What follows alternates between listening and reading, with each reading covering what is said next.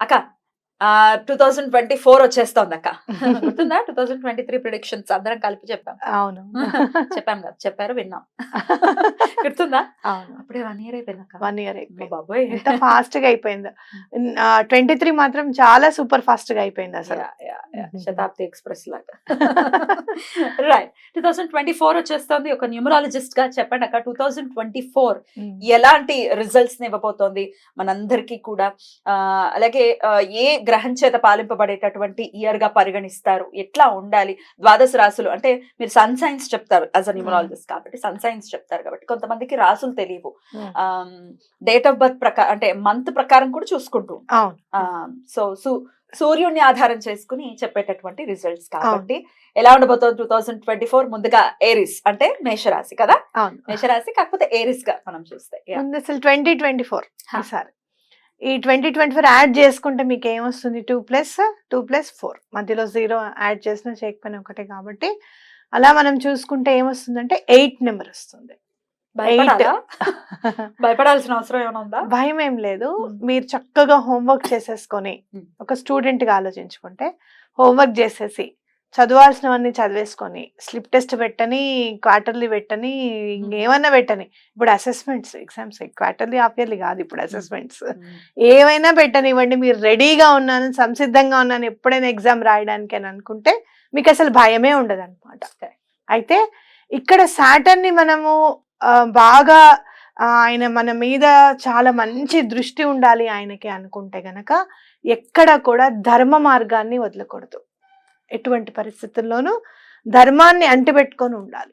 ఏ పని చేసినా కూడా నేను ఇది కరెక్ట్ గా చేస్తున్నానా లేదా, ఇది ధర్మబద్ధం అయిందా కాదా. కరెక్టా అనంటే ఒక్కొక్క పనులు మనకి కరెక్ట్ అనిపించవచ్చు, అది ధర్మబద్ధంగా అది కరెక్ట్ కాకపోవచ్చు. కాబట్టి ధర్మబద్ధంగా నేను చేస్తున్నానా లేదా ఇది అనేది ఒకసారి మిమ్మల్ని మీరు అనలైజ్ చేసుకోవడం అనేది చాలా ఇంపార్టెంట్.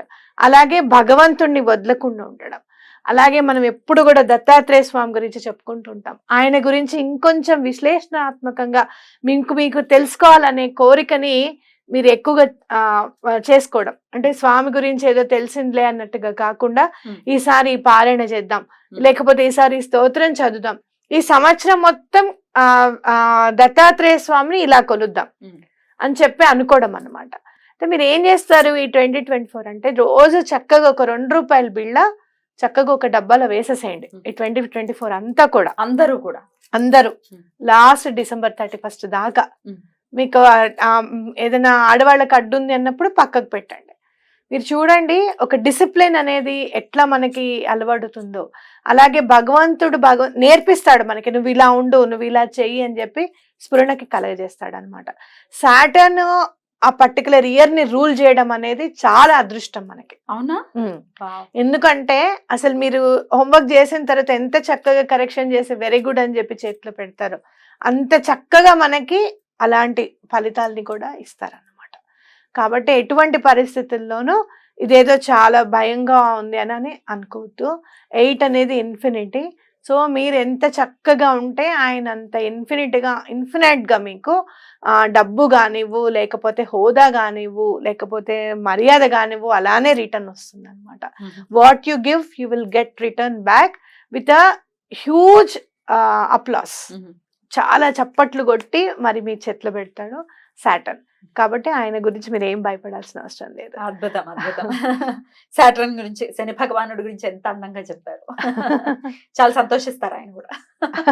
ఎందుకంటే అంత మనల్ని జీవితాన్ని మనం ఉద్ధరింపబడింది అంటే అది ఆయన వల్లనే జరుగుతుంది కనుక ఆయన కృప వల్ల క్రమశిక్షణ అవ్వచ్చు, ఒక మంచి వ్యక్తిత్వం మనకి ఉంది అని అంటే కష్టాలు ఉంటే నుంచి అక్కడి నుంచి క్రైసిస్, ఖచ్చితంగా క్రైసిస్ లో ఉన్నప్పుడు మనం ఎట్లాంటి మన క్యారెక్టర్ ఏంటి అనేది బయటపడుతుంది. దాన్ని డెవలప్ చేసి దాన్ని చక్కగా మలిచేటటువంటి స్వామి శని భగవానుడు రాంగ్ గా పోర్ట్రే అవ్వటం నిజంగా బాధాకరం. ఎనీవేస్ ఆయన గురించి చాలా బ్యూటిఫుల్ గా చెప్పారు. చాలా సంతోషం. ఆయన పాలించేటటువంటి ఇయర్ గా కన్సిడర్ చేస్తారు కాబట్టి సూపర్. సో మరి మాట్లాడుకుందామా ఏరిస్ గురించి? రైట్. ఏ మంత్ లో పుట్టిన వాళ్ళు? మార్చి 20 తారీఖు నుంచి ఏప్రిల్ 19వ తారీఖు వరకు పుట్టిన వాళ్ళందరూ కూడా ఏరీస్ కిందకు వస్తారు. ఏరీస్ అంటే మేషరాశి అనమాట. ఈ టైంలో ఈ డేట్స్ లో పుట్టిన వాళ్ళు మార్చి 20 నుంచి ఏప్రిల్ 19 వరకు. ఏరీస్ ఏంటంటే మీకు మేషరాశి కిందకి వస్తుంది అనమాట. వీళ్ళకి చాలా చిన్న పిల్లల మనస్తత్వం ఉంటుంది. ఈ రాశి వాళ్ళు ఫైర్ ఎలిమెంట్తో వాళ్ళు రూల్ చేయబడతారు అనమాట. అందుకని కోపం ఎక్కువగా ఉంటుంది, చాలా ఫాస్ట్గా వచ్చేస్తుంది కోపం. ఎంత తొందరగా వస్తుందో అంత తొందరగా కూడా తగ్గిపోతుంది. తిట్టిన తర్వాత కూడా మిమ్మల్ని తిట్టామో మనకి డౌట్ వస్తుంది, వీళ్ళు ఇందాక తిట్టారా లేదా అని చెప్పి. బావగారు తిట్టారనుకో, ఆ తర్వాత ఆయన ఫేస్ లో ఎక్స్ప్రెషన్ మారిపోతుంది అనమాట. అదేమిటి మర్చిపోతారు, ఇప్పుడేగా తిట్టారు. మనం మర్చిపోగానే అలా తొందరగా కోపం వచ్చేస్తుంది. వాళ్ళకి ఏదున్నా బయటకు అనేయడం చెప్పేయడం అలవాటుగా ఉంటుంది. కానీ ఈసారి వీళ్ళకి చాలా బాగుంది. ఎందుకు అనంటే మోస్ట్ ఆఫ్ ద ఏరీస్ ని నేను చూసాను, భగవంతుడు అంటే చాలా భక్తి ఉంటుంది వీళ్ళకి. అయితే ఒక్కటి ఏంటంటే నాకు కలిసి రాదు, నేను ఎప్పుడు ఇలానే ఉంటానన్న ఫీలింగ్ ఉంటుంది వీళ్ళకి ఎప్పుడు కూడా. అంటే వాళ్ళని వాళ్ళు తక్కువ అంచనా వేసుకుంటూ ఉంటారు. అది ఒక్కటి మీరు మానేసి భగవంతుడి మీద ఎక్కువగా దృష్టి పెట్టి మీరు ముందుకెళ్తే ఈసారి జాబ్ లో చాలా బాగుంటుంది మీకు. ఏరీస్ వాళ్ళకి మీరు ఏమైనా కొత్తగా జాబ్ చూడాలనుకున్నా, లేకపోతే ప్రమోషన్స్ కోసం చూస్తున్నారనుకున్నా, లేదు వేరే సైడ్ బిజినెస్ ఏమైనా స్టార్ట్ చేద్దాం అనుకున్నా కూడా ఈ సంవత్సరం చాలా మంచిదన్నమాట ఏరీస్ వాళ్ళకి. వాళ్ళు ఏంటంటే ఎంతసేపు భగవంతుడి మీద దృష్టి పెట్టడము, ధార్మిక కార్యక్రమాల మీద ఎక్కువగా దృష్టి పెట్టడం. అంటే ఏదైనా కొంచెం బయట ఎవరికైనా ఇవ్వడం, ఫుడ్ ఇవ్వడం కానివ్వు, లేకపోతే మంచినీళ్ళు ఇవ్వడం కానివ్వు, అలాంటివి చేస్తే చాలా మంచిది అని చెప్పుకోవచ్చు. అలాగే ఫైర్ కి సంబంధించిన రాశి కాబట్టి ఎవరైనా హోమం చేసుకుంటున్నారు, కొంచెం ఒక 100 grams అయినా పర్వాలేదు ఆవు నెయ్యి తీసుకెళ్ళి ఇవ్వండి, మీరు ఈ హోమంలో యూస్ చేయండి అని చెప్పి. లేదు భగవంతుడి ఆలయాల్లో చక్కగా నూనె ఇవ్వండి, దీపం పెట్టండి అని చెప్పి.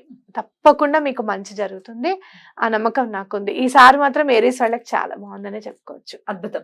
అయినప్పటికీ వీళ్ళు ఏమైనా స్పెసిఫిక్ గా ఏమైనా పరిహారాలు పాటించాల్సిన అవసరం ఉందంటారా? పరిహారం అదే నూనె, అంతేనా? దేవుడి గుళ్ళల్లో నూనె ఇవ్వడము, అలాగనే లేదు అంటే గనక హోమం చేసేటప్పుడు ఆవునే ఇవ్వడము, ఇలాంటివన్నీ చేయొచ్చు. అయితే కొంతమంది గుడికి వెళ్ళని వాళ్ళు కూడా ఉంటారు కదా, అలాంటి వాళ్ళు ఏం చేయాలి అంటే మీరు మామూలుగా మీ ఇతర వాళ్ళకి చెప్తున్నాను, మీ దగ్గర అంటే మీరు వెళ్ళే చోట ఎక్కడన్నా కూడా ఫుడ్ కూర్చున్న వాళ్ళు ఉంటారు, వాళ్ళకి డొనేట్ చేయడం. చిల్లర కాయిన్స్ ఉంటాయి చూసావా, కాయిన్స్ డొనేట్ చేస్తే చాలా మంచిది. యాచకులకి కాయిన్స్ డొనేట్ చేస్తే మంచిది. అంటే 5 రూపీ కాయిన్స్ పెట్టుకున్నారనుకోండి, ఒక్కొక్కళ్ళకి ఒక 10 మందికి 5 రూపాయలు 10 మందికి ఇచ్చుకుంటూ వచ్చినా కూడా చాలా మంచిది అన్నమాట. ఇలాంటివి చేయండి. లేదు మేము ఇంకా కొంతమంది ఏంటి తెలుసా, కొంతమంది మాలో యాచకులకి ఇవ్వద్దని చెప్తారండి. అలా ఫ్రీగా ఇవ్వకూడదు, వాళ్ళకి అది అలవాటు అయిపోతుంది అని అంటారు. మేము ఇవ్వము అని చెప్పేవాళ్ళు కూడా కల్పిస్తూ ఉంటారు నాకు. అప్పుడు మీరు ఏం చేయండి అని అంటే ఏదన్నా ఒక డొనేట్ చేయండి, సంస్థకి కానివ్వు దేనికి కానివ్వు మీరు డొనేట్ చేయండి. డొనేషన్ ఈజ్ ఇంపార్టెంట్ అనమాట. ఇక్కడ మనం ఏం చేసినా కూడా డొనేషన్ ఇంపార్టెంట్. అంటే ఉపయోగ ప్రొడిక్షన్స్ ని అందించారు. డెఫినెట్ గా 2024 ఏరీస్ వాళ్ళకి చాలా బాగా కలిసి రావాలని మనస్ఫూర్తిగా కోరుకుంటూ నెక్స్ట్ ఎపిసోడ్ లో టారస్ గురించి మాట్లాడుకుందాం. థ్యాంక్ యూ సో మచ్ అక్క. నమస్తే. నమస్తే.